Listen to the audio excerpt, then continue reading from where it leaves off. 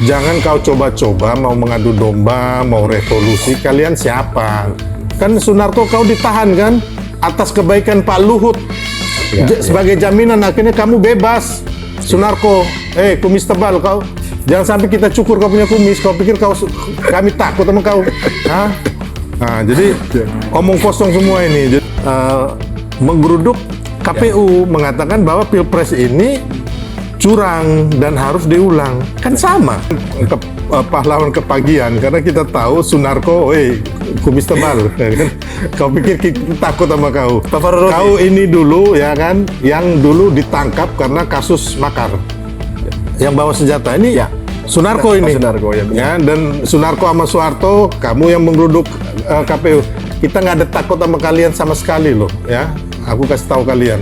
Kalian jangan coba-coba mau bikin adu domba bangsa ini, ya. Kita ini punya hak yang sama. Kalian tuh hanya 300 orang, ya kan? Dibanding 96 juta ya, pemilih Prabowo Gibran. Kalian itu nggak sampai 1 TPS.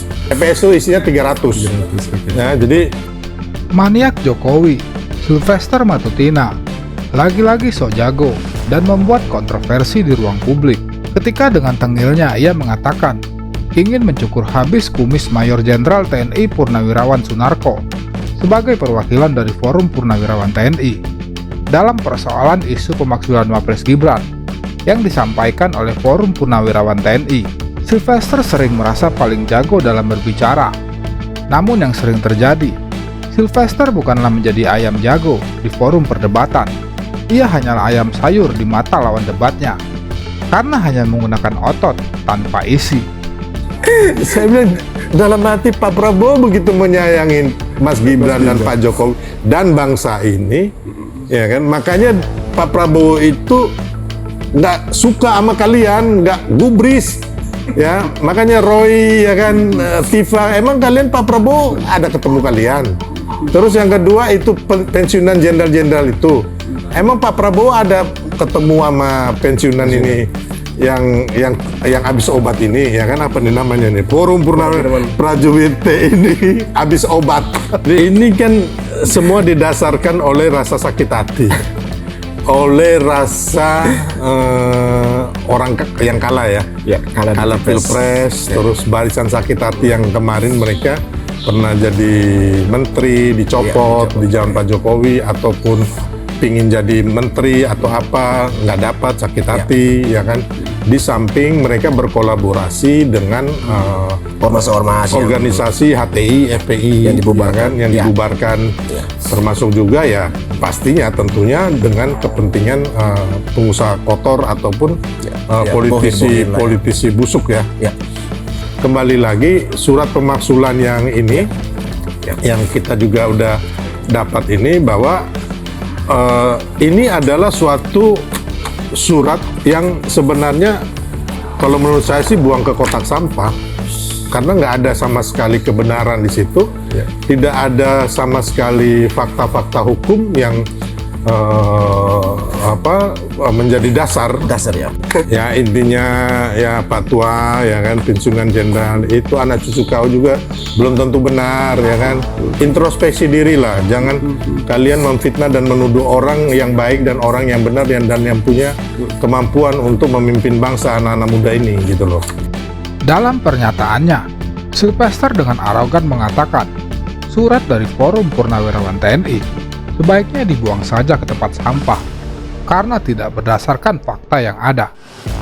Dan dengan gaya menjilatnya, Sylvester terus berusaha membela Gibran Rakabuming, Wapres terbaik versi Ade Armando, yang mengantarkannya menjadi komisaris BUMN saat ini. Sylvester juga mengatakan bahwa purnawirawan TNI yang menghendaki pemakzulan Gibran adalah purnawirawan prajurit TNI yang habis obat. Terus yang kedua itu pensiunan jenderal-jenderal itu, emang Pak Prabowo ada ketemu sama pensiunan ini yang habis obat ini, ya kan, apa nih namanya nih, Forum Purnawirawan Prajurit ini habis obat. Maniak Jokowi, Sylvester, lagi-lagi sok jago dan membuat keributan di forum diskusi terhadap mereka yang kontra kepada junjungannya, Joko Widodo. Seperti yang pernah ia lakukan terhadap akademisi Rocky Gerung karena sering mengkritik junjungannya. Namun yang sering terjadi, Sylvester bukanlah menjadi ayam jago di forum perdebatan. Ia hanyalah ayam sayur di mata Rocky Gerung dalam forum perdebatan. Karena sering tak berkutik ketika berdebat dengan Rocky Gerung. Apa yang saya lakukan itu sebenarnya membalas ya. Membalas apa yang dilakukan saudara Rocky Gerung. Pertama tentunya ke diri saya sendiri. Saya merasa terhina, merasa difitnah, terus merasa dan juga saya mewakili selama ini orang-orang yang selalu direndahkan, difitnah oleh saudara Rocky Gerung. Itu banyak juga ya para guru besar, akademisi, ya kan, terus para pakar, termasuk mahasiswa juga pernah dibilang dumkon gitu loh, termasuk Presiden Jokowi, ya kan, yang dibilangin tol tans. Jadi kembali lagi itu saya juga mengatakan akhirnya karena dia membilang saya jilat, terus bodoh, saya akhirnya mengatakan bahwa dia yang bodoh dan juga dia yang bang. Jadi kan sebenarnya itu saya mengembalikan kata-kata dari saudara Rocky Gerung. Bukan hanya Rocky terlalu kecil sama Ciko ini bukan lawan saya. Kalau saya mau kan saya udah pukulin bang. Gitu loh. Iya. Dan saya yakin kalau hanya 2 orang, 3 orang, 4 orang saya masih sanggup lah. Ya, kau mau bilang kau juga bela diri kungfu. Nah, makanya saya bilang tadi, Rocky itu waktu saya marah itu dia pucat sepucat-pucatnya orang dan takut. Ya, kan begini kalau orang bilang itu enggak, perasaan lu aja. Rocky pernah dilempar botol ya di Sleman, Jogja, kabur kan ke sawah-sawah. Kalau saya nggak kabur bang, saya lawan itu mau banyak orang, apa urusannya? Kitanya mati sekali kok. Gitu loh, kalau kita benar.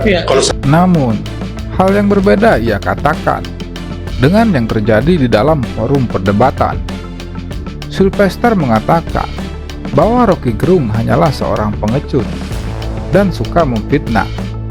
Dan dengan sombongnya, Sylvester mengatakan bahwa Rocky Gerung terlalu kecil untuknya dan bukanlah lawannya. Serta kalau dia mau, sudah dia pukulin akademisi itu. Mungkin Sylvester lupa, forum yang dia datangi bersama Rocky Gerung adalah forum diskusi, bukanlah arena ring tinju untuk adu jotos. Tampaknya Sylvester belum bisa move on dari Rocky Gerung karena sering kalah di dalam forum perdebatan. Bukan hanya Rocky terlalu kecil sama Ciko ini bukan lawan saya. Kalau saya mau kan saya udah pukulin bang. Gerung ini ya kalau saya bilang memang pengecut ya, karena gini bang. Sebenarnya nggak bagus juga dikata-kata, tapi harus saya alamatkan ke dia, karena kan dia juga mengatakan orang segala macam lah, fitnah, ya kan, menghina orang, ya kan. Kenapa waktu itu saya sebelum acara di Bang Aiman kemarin di iNews, saya ada pernah acara dengan Bang Kardi Ilyas di ILC. Di situ Rocky Gerung memfitnah Pak Jokowi yang akan menguasai IKN bersama anaknya Gibran dan cucunya Yan Etes. Ini kan sangat amat ngawur ini, masa cucunya mau menguasai IKN gitu loh. Ikan masalahnya ini kan fitnah. Makanya saya bilang tadi dia memfitnah Pak Jokowi akan menguasai IKN bersama anak dan cucunya, ya kan? Berarti kejadian yang akan datang dia sudah bisa meramalkan. Tapi mungkin ada orang yang salah baca. Success is not free, you have to jilat for it. Tulisan Pak Hari Tanusudibio. Success is not free, you have to fight for it. Sekarang berubah. Success is not free, you have to jilat for it. Yang jelas itu tidak di MNC. Yes. Ada di sini. Anda salah besar, Bung Rocky. Anda ini pecundang, kami bukan penjilat, ya. Saya ini satu orang yang tidak dapat apapun dari pemerintah ini. Itu. Yang bilang itu siapa? Kamu yang bilang gitu loh. Saya bilang siapa yang rubah itu? Ya, kenapa Anda ngaku? Narasumber yang di sini ya pasti kami berdua lah ini. Ya kenapa kamu ngaku? Oh, bukan ngaku dong. Kau ngomong panjang Ya, kali ya. lebar, Oke, kau oke, bodohin orang lain. Saya jangan. Saya mau terangkan itu. Nggak usah lah kau ngomong banyak kayak begitu. Baru mau terangkan prinsip Enggak. Kita mau ngomong. Kenapa you bodoh dengan prinsip itu?